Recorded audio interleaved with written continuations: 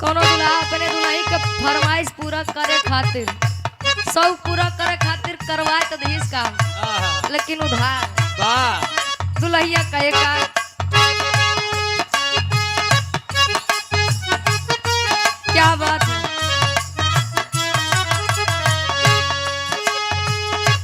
तरह चलिला टटोकेला सोनार सैया जी क्या बात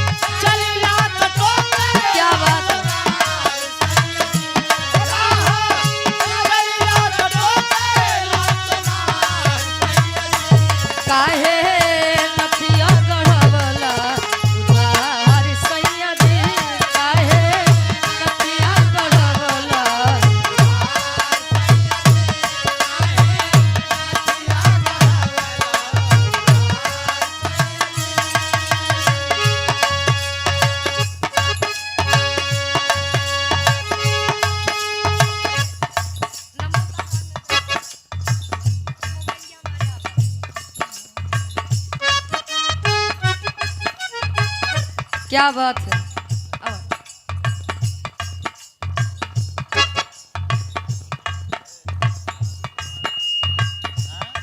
आप परम सम्मानित इस भाव को समझते हुए आप धर्म के बड़े भाई संजय यादव जी मौलानापुर जहानागंज जिला आजमगढ़ वर्तमान में भैया चिरैया कोट रानीपुर जिला मऊ से 501 रुपए का महान आशीर्वाद हमारे खातिर और 500 रुपये का महान आशीर्वाद ये हमारे अपना म्यूजिक प्रयागराज के आप प्रोपराइटर साहब ये महेंद्र यादव दादाजी खातिर कहे सुनो जा रहे हो लौट के आना ऐसे तुम हमको न भुलाना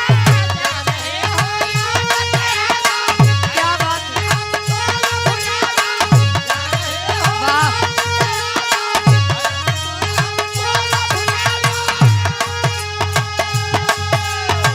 जा रहे हो लौट के आना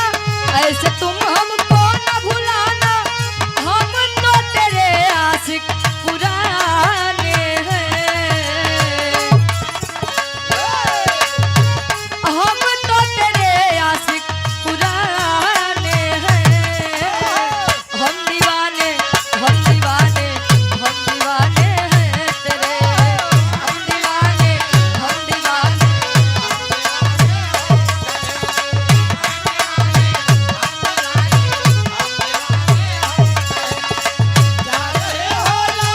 ऐसे तुम हमको न भुलाना जा रहे हो लौट के आना ऐसे तुम हमको न भुलाना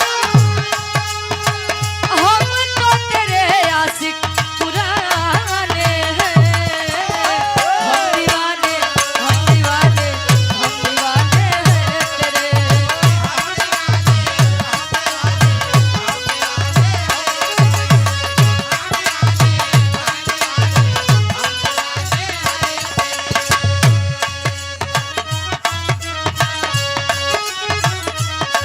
बनवा कर धनिया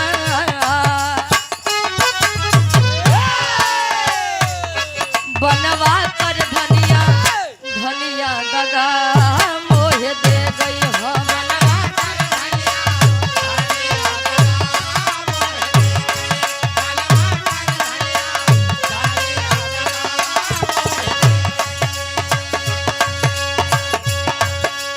करके प्रीत हजारन मोसे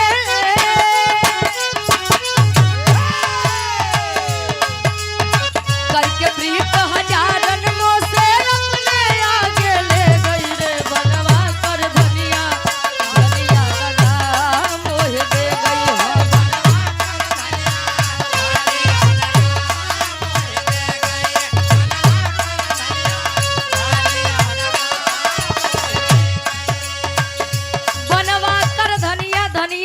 मोहे दे गई रे।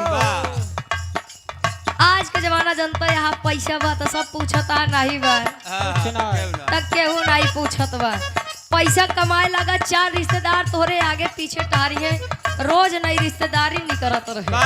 और रुपया पैसा नहीं बा, अपन दुल्हनों नहीं पूछत बा आज के समय में। काहे लड़कवा